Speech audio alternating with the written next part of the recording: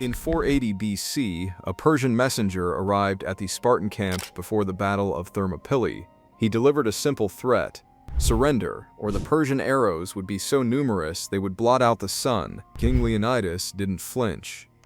"Oh good," he said. "Then we'll fight in the shade." That wasn't arrogance. That was the product of a training system so brutal, so total, so relentlessly effective, that 300 Spartan soldiers genuinely believed they could hold a mountain pass against an army of over 100,000, and their bodies matched that confidence. No gym, no protein shakes, no barbell. And yet, every Greek city-state described Sparta as walled by men, meaning their soldiers were so physically formidable, they didn't even need defensive walls around their city. Their bodies were the wall. So what was their secret, and what can we actually use today? Most people assume Spartan training looked like a modern CrossFit class: heavy lifts, max reps, grinding workouts to failure every day. Wrong! The Spartans weren't trying to build the biggest bodies, they weren't chasing aesthetics. They were engineering war machines, physiques built for one specific purpose: surviving combat, outlasting every other soldier on the field, and functioning at full capacity when everything around them was falling apart. Their training wasn't about looking strong. It was about being unbreakable when it mattered most. And the difference between those two things is enormous. At age 7, every Spartan boy, except the sons of kings, was taken from his family and entered into the Agoge, not a school, not a summer camp, a 23-year state-run conditioning program that didn't end until age 30. And here's what surprises most people. The early years of the Agoge had almost no weapons training, no sword drills, no spear work. Instead, the focus was on three things: pain tolerance, endurance, and complete mental resilience. Boys were deliberately underfed, forced to steal food to survive. If they were caught, they weren't punished for stealing. They were flogged for getting caught. The lesson was survival at all costs, with zero excuses. They were given a single cloak, one garment, year-round. Through the brutal cold of Greek winters, they shivered and adapted. The philosopher Xenophon noted this: conditioned their bodies to regulate temperature more effectively than any other soldiers in the ancient world. They slept on reed beds they built by hand, breaking the reeds without tools to toughen their grip and their hands. They trained barefoot, year-round, developing balance, agility, and foot strength that gave them a massive edge in combat. This wasn't cruelty for its own sake. Every deprivation had a purpose: to produce soldiers whose baseline was harder than any enemy's best day. Physical training. Once the foundation of mental toughness was built, physical training intensified around 4 specific methods. The first was weighted running. Spartans ran constantly, not on flat ground, not on tracks, but barefoot up mountainsides, often carrying heavy stones, logs, or wearing full bronze armor. The Olympic event they dominated, the hoplitodromos, was a 400 to 800 meter sprint in complete battle armor, helmet, shield, and greaves, weighing over 50 pounds combined. They won this event consistently, not because they trained for it specifically, but because weighted running was simply how they moved through life. Modern research confirms what the Spartans figured out empirically: loaded carries and weighted locomotion build functional leg strength, cardiovascular endurance, and mental toughness simultaneously in a way that isolated gym exercises simply cannot.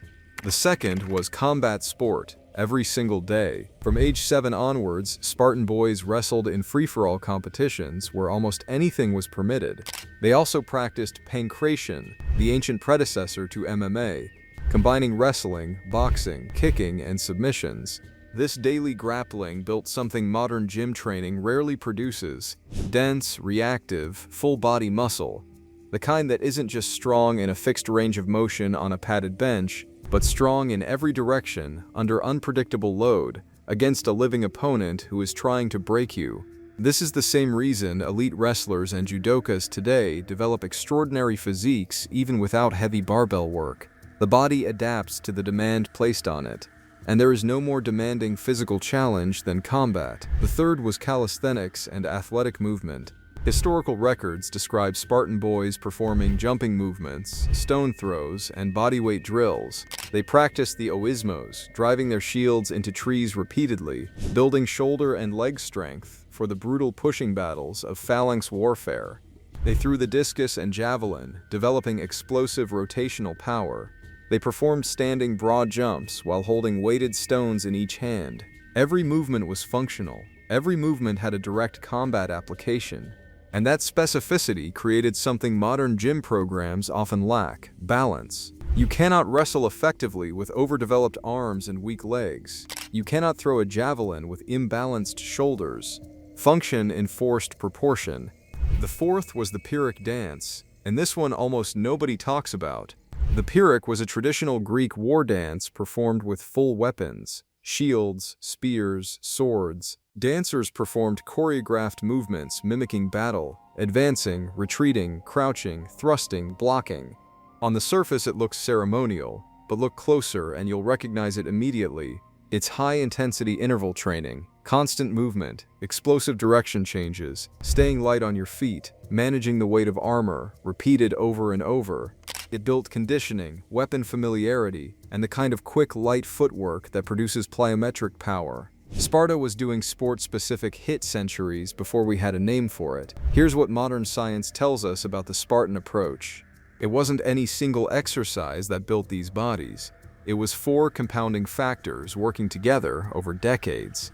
Volume and consistency over a lifetime. Spartans trained from age 7 to age 60, 53 years of uninterrupted physical conditioning. The methodology almost doesn't matter at that time scale. Consistency always wins. Functional movement over isolation. Every exercise served a combat purpose.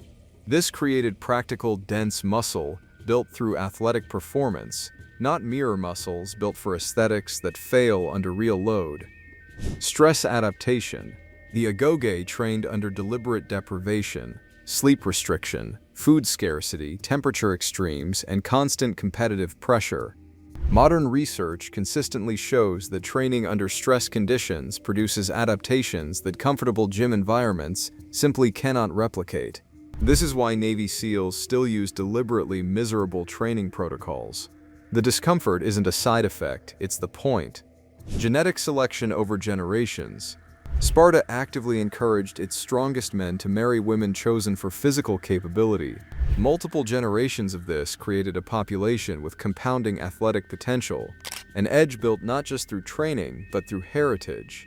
A modern powerlifter following an optimized program with proper nutrition would be bigger and stronger than any ancient Spartan. That's just the reality of what 2,000 years of accumulated knowledge and modern sports science produces. But that Spartan? He could outlast the powerlifter in any endurance event, fight effectively for hours, march for days on minimal food and water, function at full capacity under conditions that would break most people within hours. The lesson isn't to abandon modern training. The lesson is to reconsider what you're actually training for. Are you training to look strong, or to be strong when it counts? Because the Spartans never confused those two things, their physiques were a byproduct of their purpose, not the goal itself. Train for function, build for endurance, embrace the discomfort instead of optimizing it away. That's the secret the Spartans actually understood. If this changed how you think about training, subscribe, because we're going deep on ancient warrior fitness systems every week. Vikings, Roman legionaries, samurai conditioning, the methods that built history's most formidable bodies, and what you can actually steal from them today. And drop a comment. Which Spartan method would you actually add to your training? The weighted runs, the daily wrestling, or the Pyrrhic dance? I'll see you in the next one.